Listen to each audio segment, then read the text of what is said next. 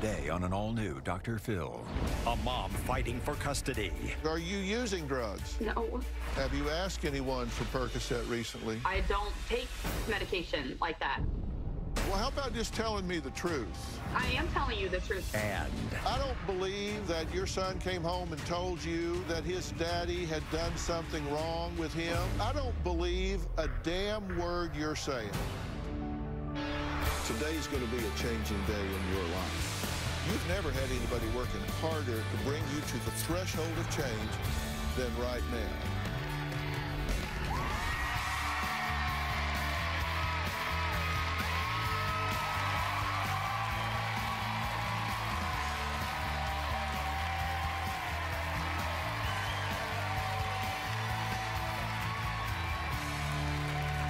Yesterday, we met Megan, who claims her ex, Andy, is using the courts to make it impossible for her to be a mother to their 5-year-old son. Now, Megan says Andy and his fiancée, Caitlin, have falsely painted her as an unfit and unstable drug addict, only allowing her to see her little boy once in the past 3 months. But Andy and Caitlin say, do not buy Megan's sob story because the only person keeping her from her son is her. Here's what happened yesterday. Outer space, here we go. Andy and Caitlin are alienating me from my son. High five. Trying to phase me out. I am completely kept out of the loop. Anytime I've asked Andy for visitation, he claims that I'm too unstable, I'm a drug addict. It's completely wrong. Why is there this opposition to you having a relationship with him? I honestly don't have any idea why they're so opposed to having Avery be around me. Is there some cruel vendetta left over because of the breakup? We haven't really discussed any other reasoning other than a drug problem. Do you have a drug problem?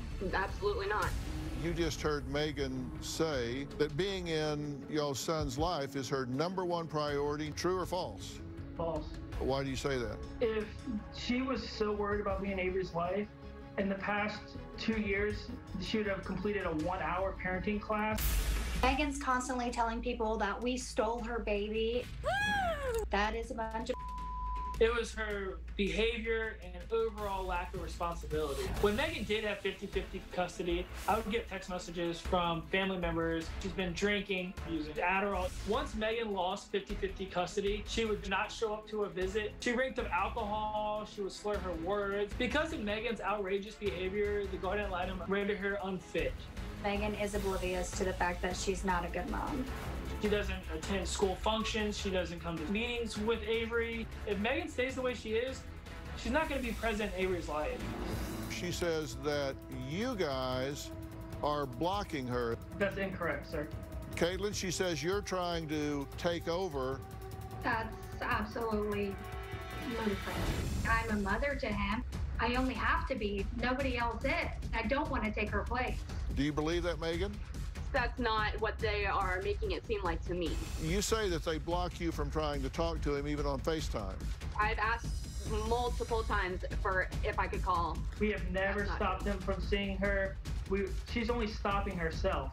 In the past 98 days, the requests to speak with Avery have been 26. You have actually spoken to him 19 times. The number of times that Andy and Caitlin refused to answer the request were 0. I'm pretty sure I've talked to him more than 26 times in 3 months. I mean, those are the facts. If that's the facts, then I guess those are the facts. You have actually lived with this couple on 2 different occasions. This is the room where Megan stayed at when she was living with us. We allowed her to move into our home.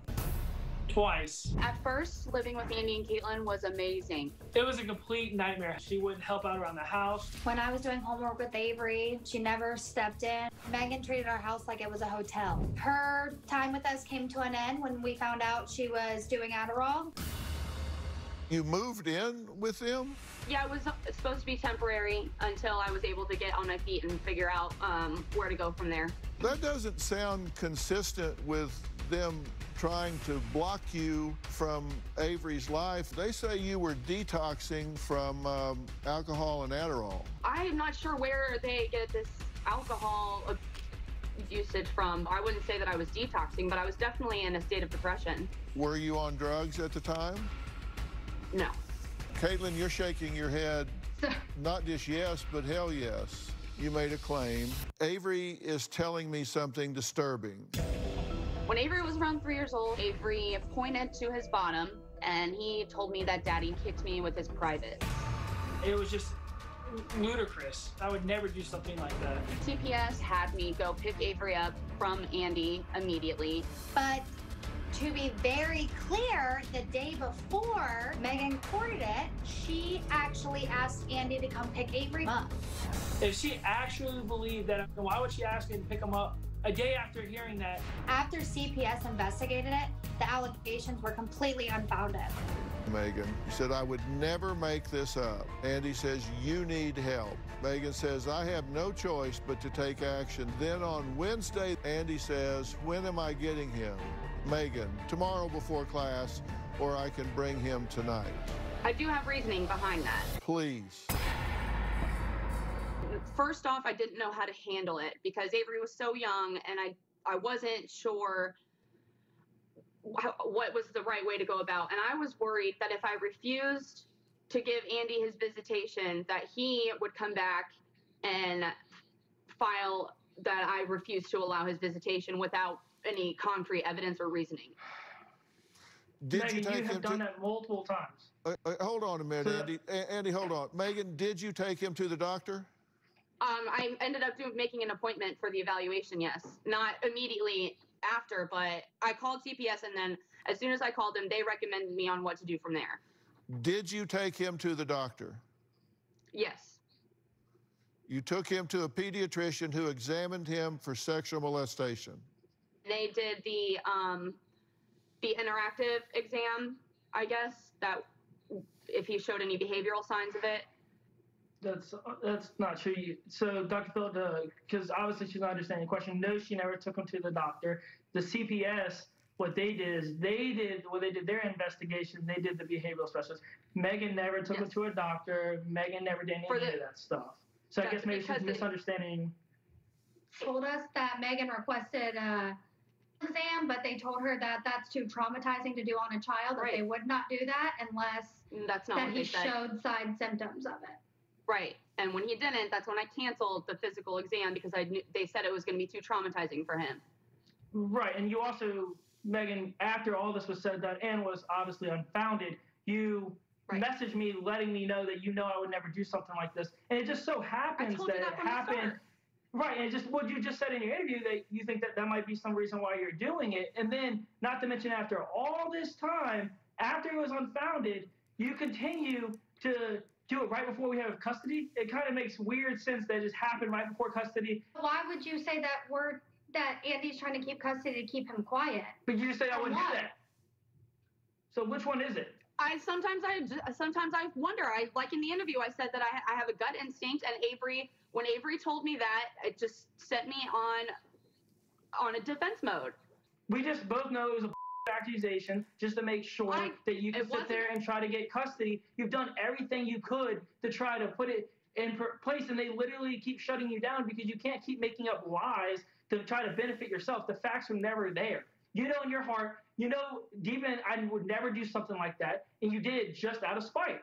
That's just what it is. That's not why I did it. I mean, I'm sorry that you feel that way, Andy. I've tried to let you know that that's not why I did it, and I don't know how to change your mind. I guess that I don't know. I don't know what you want me to say. We need to take a break here, and Andy, you really want to let me talk to her when we come back. Next, from finding stable employment to obstacles keeping her from starting treatment, Megan says putting the steps in place to see Avery have been an uphill battle. We'll talk about that after the break.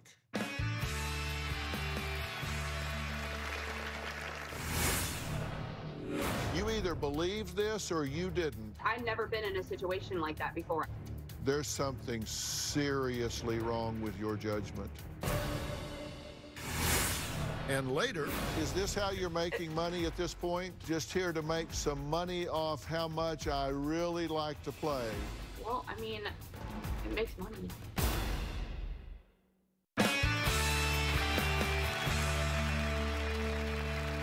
Megan, did Avery come home and tell you what you are alleging he told you, or is this something that just as a desperate mother, you were pushed into saying in an effort to try to get access to your son. Avery came to me and told me that. That's why I asked him if his dad kicked him with his foot, so that I wasn't prompting him to say anything else of the sort. Like, he came and he told me that word for word. Well, I'm really sorry to hear that, because that gives me grave concerns about your judgment as a mother. Because if your son came and said that to you, and the next day your judgment was to offer him up to his alleged molester, there's something seriously wrong with your judgment. If I didn't let him have his visitation with his dad, then his dad would have been able, then I would be the one in the wrong. You either believed this or you didn't, and you say you believed it enough to report it, and given that, you were prepared to deliver your son right back into the hands of what you believe to be a molester. And you were just, hey, no problem. Pick him up tonight, bring him tomorrow, whatever. I've never been in a situation like that before. I didn't know how to handle that. That's one trial learning. That doesn't take practice. Like he said, we were in a custody battle, and I felt like I would have been in even more trouble with the court if I didn't allow Andy to have his visitation. As soon as they said go pick him up, I went and I picked him up, but I just didn't know what to do. I didn't know what to do. Well, I think you knew what to do, because you didn't think there was any risk at all. I didn't want to believe that. Yes, of course I didn't want to believe it. I didn't know what to do. You said to me when I first started talking to you that there was a guardian ad litem in this case, correct? Yes. For those that may not know, a guardian ad litem is a professional that is appointed by the court that is owing only to the child, has no loyalty, no responsibility whatsoever to either side, either parent. And you said that the guardian ad litem did not support having supervised visits and was very supportive of you. But I'd like to read a few excerpts from the guardian ad litem's report in March of 18. Best interest factors. Adderall psychosis states currently undergoing treatment. Repeated requests for documentation, none has been forthcoming. Summary and recommendations. Appears to have come unglued. Appears abusing Adderall once again. Drug test positive. Judgment is jaded by Adderall. Not thinking straight. Tearing family apart. No environment for Avery. Now, your statement to the producer was the guardian ad litem didn't think supervised visits were necessary. Summary and recommendations. Father cooperative and demonstrates a genuine concern for mother and her relationship with Avery. Ensured Avery and mother's relationship remained intact and strong. Megan, what are you talking about? That the guardian ad litem was supportive of you and not supportive of supervised visitation. It says coming unglued, Adderall induced psychosis.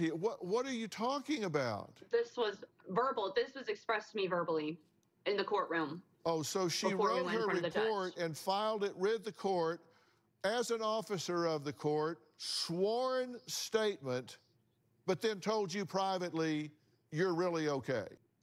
Yes. Megan, come on. Listen, if you want to have a relationship with your son, you need to get real with yourself and with me. You were told that you needed to complete a 1-hour parenting course 3 years ago. Have you done that? No. You told me your #1 priority was to have your son in your life, and you haven't found 1 hour in 3 years to complete a parenting course? No, I haven't. If this is your #1 priority, why have you not completed a 1-hour parenting course that takes you one step closer to having your son back in your life? Because everything else just seemed like so much.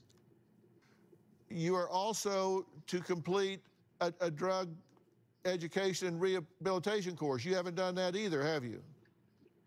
No, I haven't. And you're to be employed, and you say, I can't be employed because I'm smoking dope. I'm not doing that. Can you pass a drug screen? We know this. This is happening. People are telling on her to us. I don't know, Caitlin. I don't have Klonopin. Like, I don't have a prescription for Klonopin or anything. It just doesn't add up. And later, somebody needs to tell you the truth. I don't believe a damn word you're saying.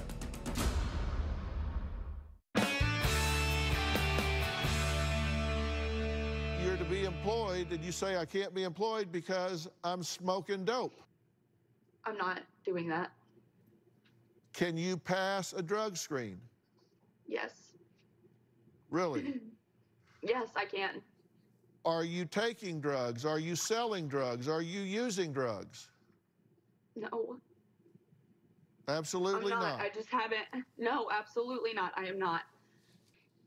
That's why I felt like that the show was good. Like, it would be okay to go on the show because I'm not doing drugs. I'm not selling drugs. My circumstances haven't been the best. You told us that you're smoking marijuana at night. On occasion, yeah. You just told me you weren't. Which is it? You told us you were. Now you just, not 30 seconds ago, told me you weren't. I wasn't really considering that in the definition of drug use, I guess. I said, are you using drugs? Are you selling drugs? Are you involved in drugs in any way? You said no. I wasn't considering that. Okay, and you're not dealing drugs? No, absolutely not. Well, here's a message you sent June 1st, 11:56 a.m. Megan, hey girl, times are really tight right now, so I'm trying to sell some of my Klonopin. Do you know anyone interested? I've not had any Klonopin. I haven't been prescribed that. I haven't had any access to that. I'm not even sure where that message came from. You're not sure where it came from? Right. It came from your Facebook page. I have not had any Klonopin. I don't take Klonopin. I haven't had access to Klonopin. I don't know why. I don't know where that message came from. Well, I do know that you will offer to sell things that you don't have or deliver. Maybe that's what you were doing here. I'm sorry? There are allegations that you defraud people by offering to sell things that you don't have, take their money, and then don't deliver. Is that what you were doing here? No, that's not. No. So did you have Klonopin that you were selling here, or were you faking that you had Klonopin that you were selling here? I didn't even send that message. I haven't had any Klonopin or access to any Klonopin. I don't know I have no idea where that came from. Caitlin? Dr. Phil, I don't know if it's her perception is her reality, but I don't think she realizes that people love to report to us like we are her parent or something. I know. So when she does things and people will screenshot it from their phone and send it directly to us, letting someone saying, oh, do you want to buy some of my Klonopin? And then they go on about it. And like, we see it. Like we don't have to confront her about everything right now, but we know this is happening. People are telling on her to us. So I don't understand. She said she didn't even send the message. So someone stole your phone and had a whole conversation about Klonopin on your Facebook. I don't know, Caitlin. I don't have Klonopin. Like, I don't have a prescription for Klonopin or anything. Like it just doesn't add up. How about Percocet, Megan? I don't know. Have you had any dealings with Percocet recently? Not that I can recall, no. Not that you can recall? Yeah, I can't remember the last time I went to the doctor for pain and they would give me Percocet. Is there any reason anyone would have told me that you had been trafficking in Percocet recently? Well, how about just telling me the truth? I feel like that, obviously, since you're asking me this question, that you have some kind of information stating that I have, but I haven't. I am telling you the truth. You didn't get Percocet from somebody very near and close to the family? I was just trying to do someone a favor.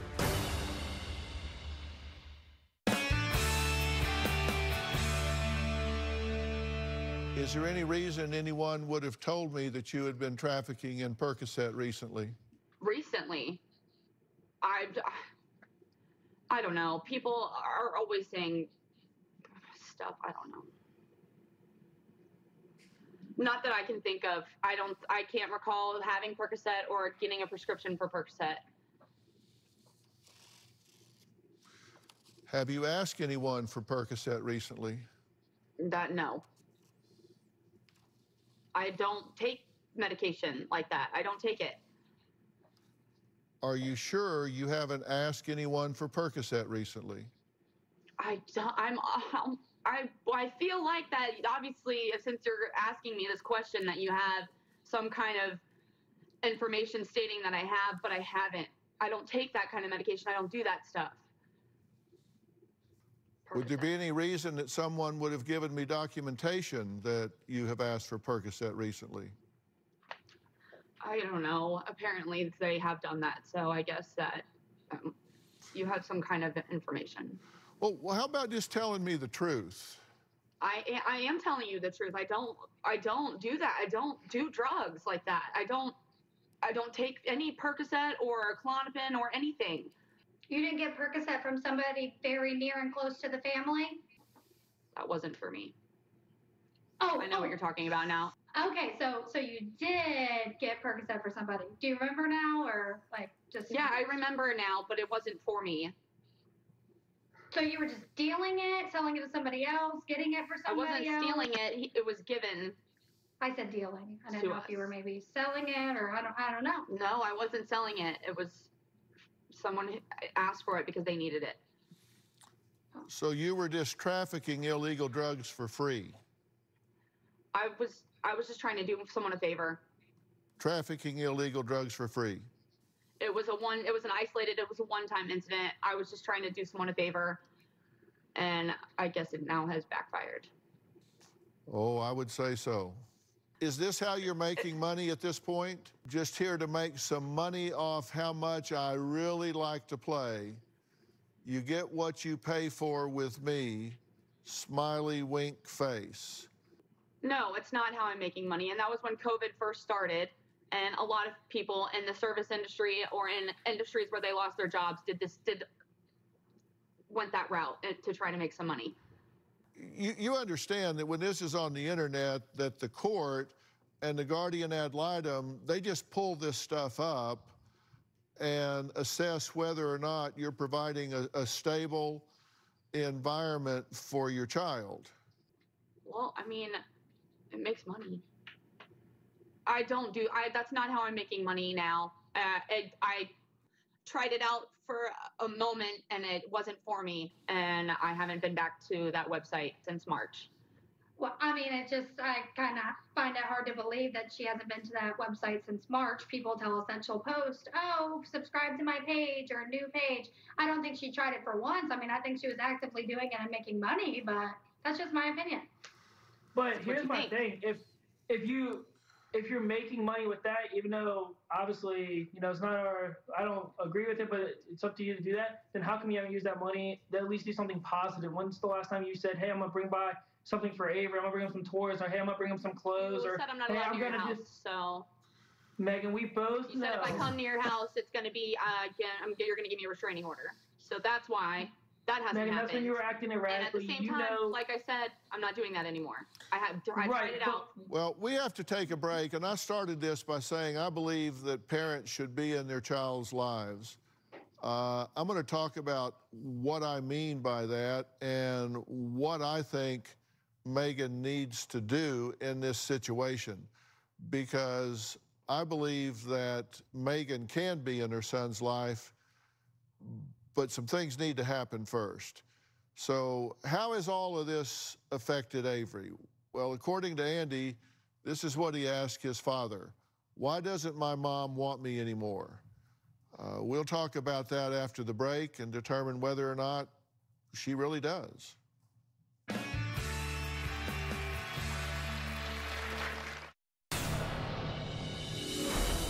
It's very important that Megan plays a role in Avery's life because she is his mother. Avery is extremely affected by Megan's absence. He's 5 years old. He's becoming more and more aware. I mean, he asked me, why doesn't my mom want me anymore? It really breaks my heart to hear him say that, knowing that he loves his mother and that she could care less about being a part of his life. Avery has a hard time really comprehending or understanding where his mother is and what she's doing. There's a lot of resentment and anger towards Megan from Avery. I like to constantly reassure him that his mother does love him and thinks about him, because I don't want him to ever think it was something that he did wrong. It's very hard to explain to Avery. We have been able to use the pandemic as a good excuse or cover for her, saying that, you know, she just can't find somewhere to live because of it. He longs for that relationship. He wants it. Megan just needs to grow up, get her act straight, and take responsibility. Let me tell you something. And I'm going to tell you what I'm going to tell you because I want you in your son's life. And somebody needs to tell you the truth. One time, somebody needs to tell you the straight up truth, whether you want to hear it or not. And you need to hear from me that I don't believe a damn word you're saying. I don't believe that your son came home and told you that his daddy had done something wrong with him. First off, I don't believe that that happened, number one, whether he said it or whether he didn't. So let me be very clear, Andy. I don't believe that you ever were inappropriate with your son in any way. I think if somebody put a gun to your head and said, molest your son, or I'm going to pull the trigger, you would just tell him to shoot. Because I don't believe you would do that, not for 1 second of 1 minute, ever, ever. So I don't believe that happened. I don't believe it would ever happen. And I don't believe that he came home and said that to you, Megan, at all. And when you were telling me that that's what he said, I am a specialist in deception detection, and every signal your body was giving was telling me that you didn't believe that that happened, that you were lying when you said that, and you were lying when you were telling me that's what happened. Now, if you want to save face now and say that happened, then say it, fine, I don't care. But you need to hear me. Lying. You need to hear me now tell you, if you want to be back in your son's life, you need to stop blaming. You need to stop being the victim. You need to stop making excuses for not taking an hour course, not getting into a drug treatment, and doing the things you need to do to get back into your son's life. You're not in your son's life because you aren't doing what you need to do to be back in your son's life. You can stop smoking dope. You can get off Adderall. You can stop doing favors for friends with Percocet. I don't believe a word you're saying. The road to getting you back to your son is so easily done. You can have it covered in 30 days. And you may be sitting there saying, God, what a jerk Dr. Phil is. I'm telling you the truth because it will get you back to your son the quickest. And I will help you do it. Now, Megan claims she wants to be in her son's life, but is she willing to do what it takes? I'm going to ask her after the break.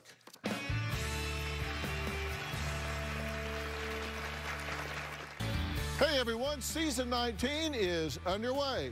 If you never made it to Hollywood to be a part of the studio audience, well, now it doesn't matter. If you're in Oklahoma, Georgia, Texas, New Jersey, or anywhere else in the world, now you can be a part of our virtual audience. All you need is a computer and an internet connection. Go to drphil.com and click on Be Part of the Audience for more information. That's right. Hope to see you soon.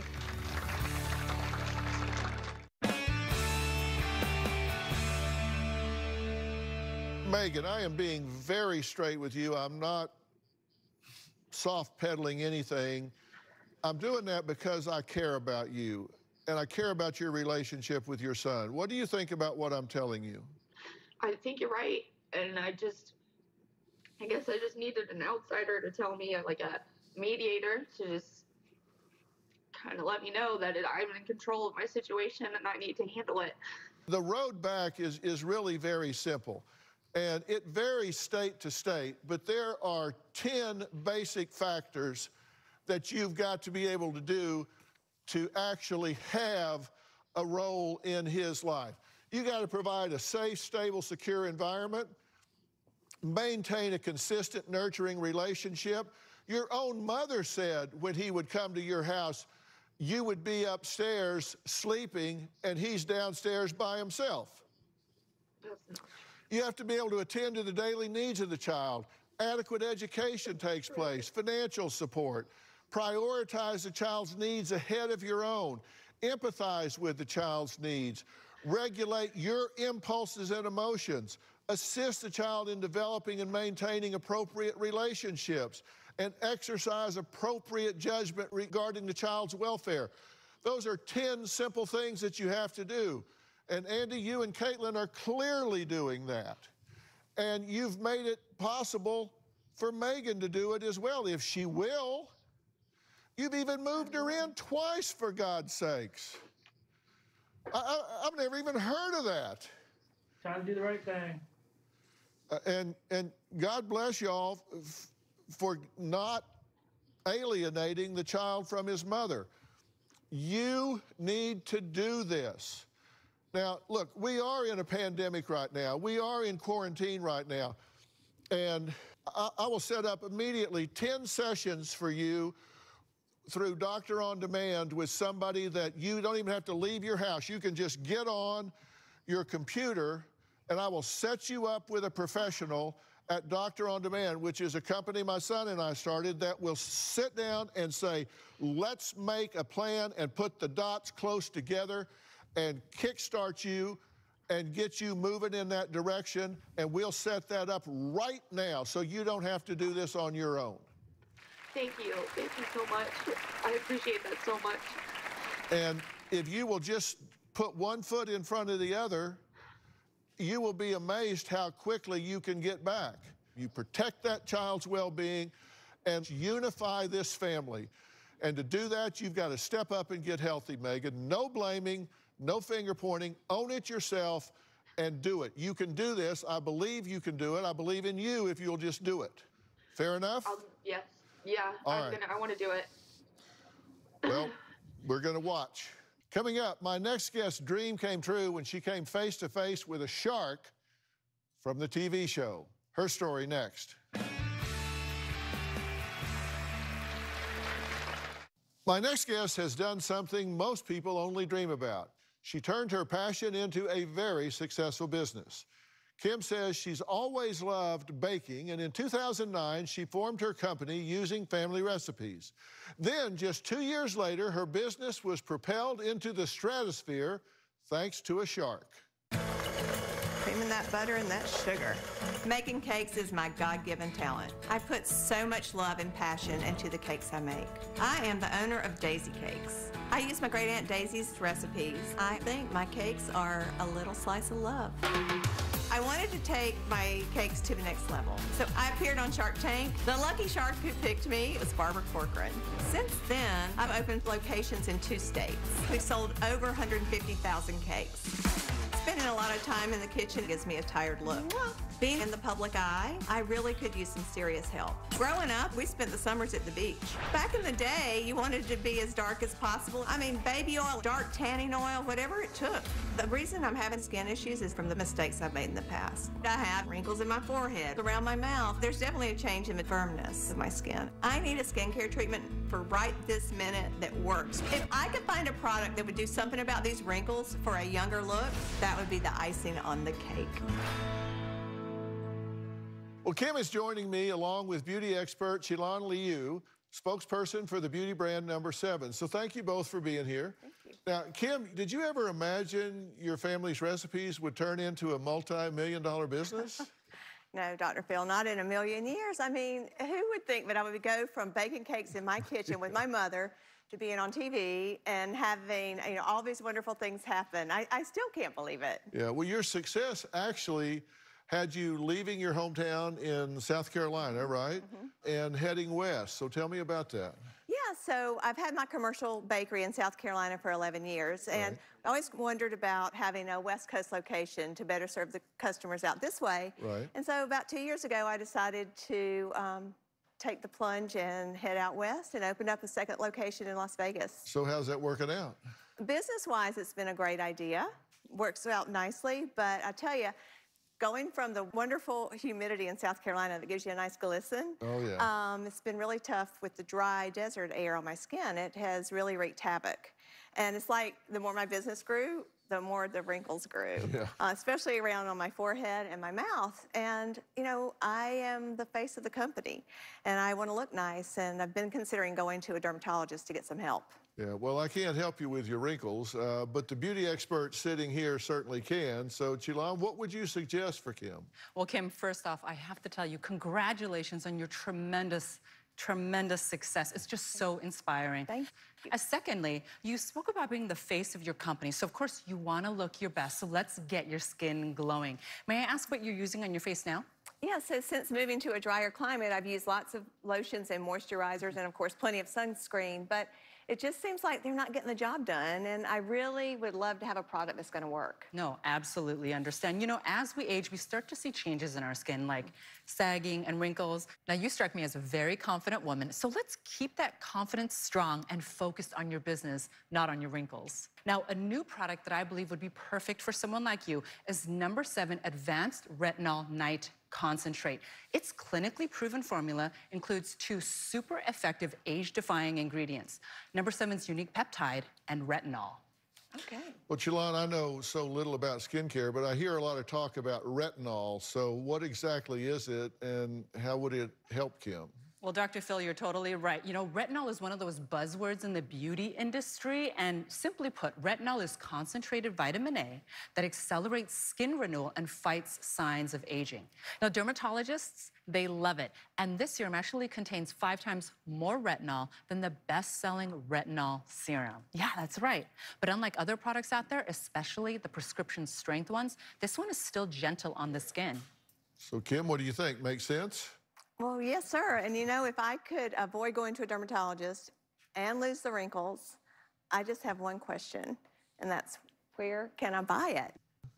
Well, Kim, you're in luck because you can easily find this at Target for less than $35. But you don't have to go shopping just yet because No. 7 is sending you home with a year's supply. Oh, my gosh! Are you kidding? Oh, my goodness. You don't even have to go to the store. Right. Look, I'd like to thank all of my guests today, and a special thanks to Chilan Liu. Thank you so much for being here. And if you have a difficult situation in your life and you would like my help, I'm here, and I would love to hear from you. Just email me at drphil.com and tell me about it. Be sure to follow me on Facebook, Twitter, Instagram, TikTok, and be sure to subscribe to Robin's podcast, I've Got a Secret with Robin McGraw. Believe me, she has lots of secrets, and she wants to share them with you. You don't want to miss a single episode. We'll see you next time. Thanks, guys.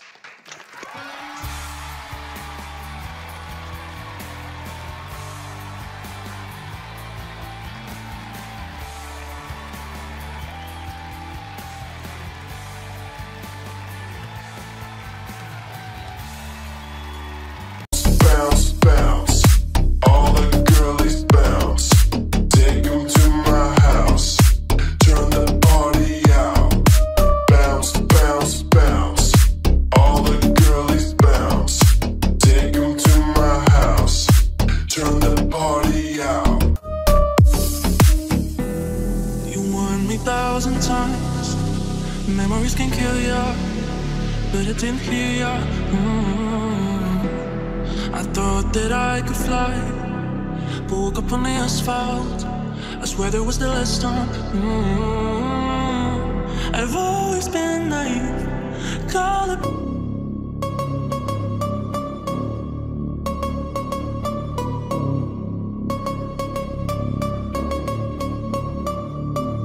Ooh, you know we gon' get it.